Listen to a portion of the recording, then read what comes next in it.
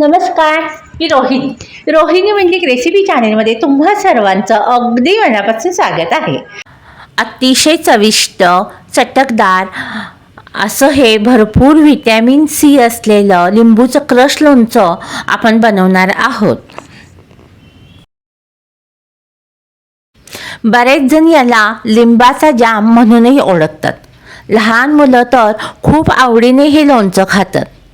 चला तर मग आता आपण यासाठी लागणारे साहित्य पाहूया। लिंबूचे क्रश लोणचे बनवण्यासाठी आपण 12 लिंबू घेतले आहेत। लिंबू घेताना अगदी फ्रेश लिंबू घ्यावेत आणि डाग नसलेले घ्यावेत आणि अगदी हिरवेही लिंबू घेऊ नका। अशा प्रकारे छान लिंबू सिलेक्ट करावे लोणचं करण्यासाठी। प्रथम आपण लिंबू कट करून त्यातील बी काढून टाकूया। जराही बी ठेवू नका, कारण बी जर राहिली तर आपलं लोणचं कडवट होण्याची शक्यता असते, म्हणून सर्व बी काढून घ्यावेत।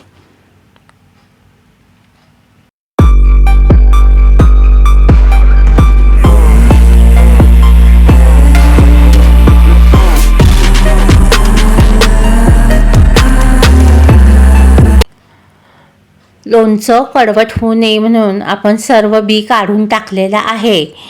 मिक्सरच्या भांड्यामध्ये आता या फोडी घालूया आणि फाईन पेस्ट आपण बनवून घेऊया। हा जो लिंबूचा रस आहे तोही आपण वापरणार आहोत। जर एखादं बी तुम्हाला जर आढळलं तर ते काढून टाका।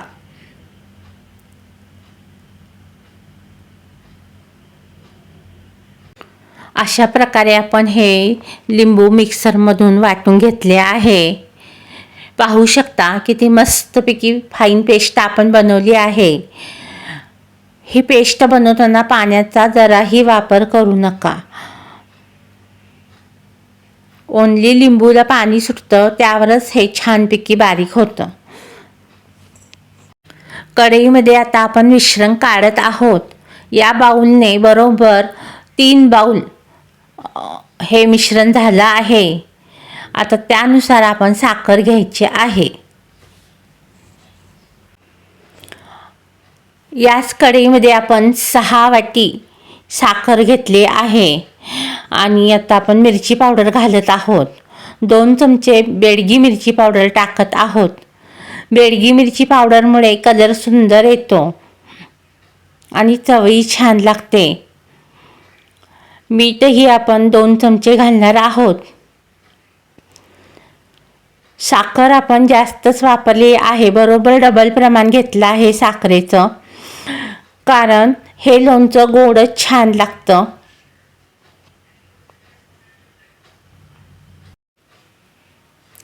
तसेच साखर हे प्रिझर्वेटिव्हचंही काम करतं, त्यामुळं साखर ही वापरावी जास्त। काहींना वाटेल हे खूपच प्रमाण आहे, पण आपण आंबट गोड तिखट अशा प्रकारचं हे लोणचं करत आहोत आणि आपल्याला जामसारखी टेस्ट हवी आहे, त्यामुळं आपण साखरचं प्रमाण एवढं वापरलेलं आहे। आता आपण हे छानपैकी मिक्स करून गॅसवर शिजवून घेणार आहोत। हे मिश्रण आपण गॅसवर ठेवून शिजवत आहोत। असं शिजवून आपण हे लोणचं बनवल्यामुळं छानपैकी 2-3 वर्षसुद्धा हे टिकू शकतं। खराब अजिबातच होत नाही आहे।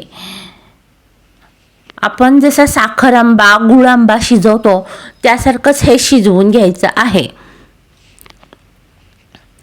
साखर हळूहळू विरघळत आहे, नंतर ते लिक्विड होईलच आणि छान त्याला उकळी येईल आणि साधारण 1 तारी पाक आल्यावर आपण हे मिश्रण बंद करणार आहोत।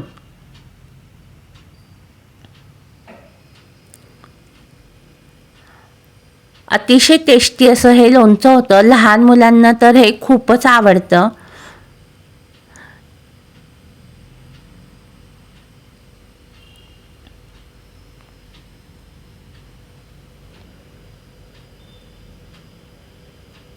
छान उकळी येईपर्यंत आपण हलवणार आहोत.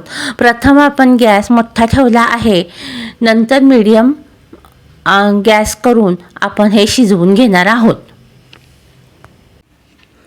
मी आणखीन 1 चमचा मीठ टाकत आहे. मीठ तिखट हे तुमच्या आवडीनुसार कमी जास्त करू शकता. साखरही आपली विरघळत आलेली आहे. आता छान उकळी येऊ दे. छान उकळी आली आहे. पाहू शकता कसे छान बुडबुडे आले आहेत. आता आपण हे थोड्या वेळाने चेक करून पाहणार आहोत. हे जर कमी शिजले तर लोणचे तुमचे खराब होईल. जास्त शिजले तर ते खूपच घट्ट होईल. म्हणून याची कन्सिस्टन्सी व्यवस्थित ठेवणं गरजेचं आहे. आता जरी हे तुम्हाला लिक्विड वाटत असले तरी ते जसजसं थंड होईल तसतसं ते घट्ट होत जातं. आता आपण एक चेक करून पाहूया. बशीमध्ये थोडे मिश्रण काढून चेक करावं. असं चिकट मिश्रण व्हायला हवं. हे पाहू शकता तुम्ही. चेक करताना अगदी थंड झाल्यावरच चेक करा, नाहीतर हात भाजण्याची शक्यता असते. आपलं परफेक्ट आता हे झालेलं आहे मिश्रण आणि आता आपण बंद करणार आहोत. आता जरी तुम्हाला हे पातळ वाटत असेल तरी सुद्धा ते घट्ट झाले, थंड होईल तसं ते घट्ट होतं. आता आपण हे थोडं थंड करत ठेवूया आणि नंतर बरणीत भरून ठेवूया. आपलं हे लोणचं बनवून झालं, थंडही झालं आहे. पाहू शकता कसं जामसारखं झालं आहे. आता आपल्याला मुरण्यासाठी वाट पाहावी लागेल, कारण आपण सालीसकट हे लोणचं बनवलेलं आहे. त्यामुळे आत्ता जर तुम्ही लगेच खाल्लं तर लोणचं कडवट लागण्याची शक्यता असते. 8 ते 10 दिवसांनी छानपैकी मुरल्यानंतर आपण हे खाण्यासाठी हे आपलं लोणचं तयार होणार आहे.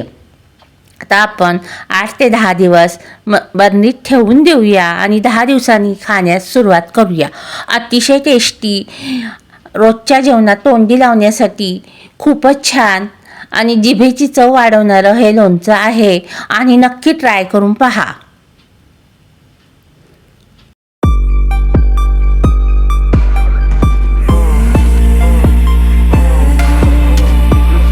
आपण हे लोणचं लिंबूच्या सालीसकट बनवलेलं आहे. त्यामुळे भरपूर प्रमाणात व्हिटॅमिन सी आहे. त्यामुळे रोजच्या जेवणामध्ये या लोणच्याचा अवश्य वापर करावा असे मला वाटते. ज्यांना तिखट लोणचं आवडतं त्यांच्यासाठी मिरची लिंबूचं लोणचंही मी अपलोड केलं आहे. तोही व्हिडिओ आवर्जून पहा. हे लोणचं मी वरचेवर करते, खूपच छान आहे. तेही तुम्ही व्हिडिओ आवर्जून पहा आणि हेही लोणचं करा. माझ्या चॅनेलवर जे कोण पहिल्यांदा आले आहेत त्यांनी आठवणीने सबस्क्राईब करा आणि साईडला जे बेल आयकॉन आहे तेही प्रेस करा, म्हणजे मी रेसिपी अपलोड केल्या त्याचं नोटिफिकेशन सर्वप्रथम तुम्हाला मिळेल आणि तुम्ही कोणतीही रेसिपी मिस नाही करू शकणार. आणि लाईक करा, शेअर करा आणि साईडला जे 4 व्हिडिओ दिसत आहेत तेही क्लिक करा आणि पहा. आणि असेच आपण पुन्हा भेटू एका सुंदरच्या रेसिपीसह. थँक्यू.